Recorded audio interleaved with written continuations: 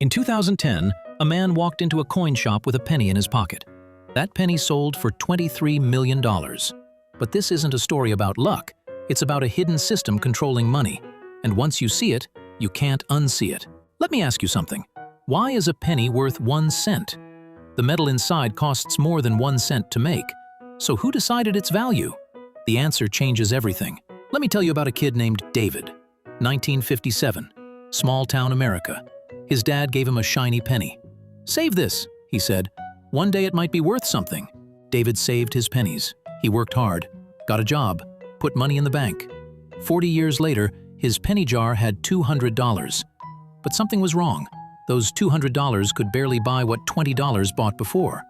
That's when David discovered the invisible tax: inflation. His salary went up every year, but life got more expensive. Groceries cost more, rent cost more. The house his dad bought cheap now cost hundreds of thousands. So David asked a question most people never ask. If money keeps losing value, what actually holds value? He studied people who stayed rich for generations, and he noticed something shocking. They don't hold cash, they buy assets: real estate, stocks, businesses, rare items. While cash lost value, assets grew. School teaches you to save money, work hard, put it in the bank. But that's only half the game. The rich play a different one.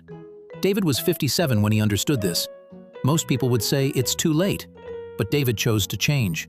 He sold his pennies, got $300, and bought his first stock. Just one. Something strange happened. His thinking changed. He stopped asking, "Can I afford this?" and started asking, "Will this make me money?" The world looked different. Stores became businesses. Buildings became income.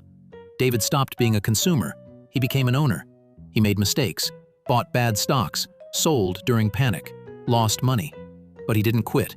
He learned the most powerful asset of all: time. 20 years passed. Slow growth, steady progress. Not luck, consistency. A simple formula: earn money, live below your means, invest the difference. Repeat. While others bought new cars, David bought pieces of businesses. His money started working. Dividends arrived.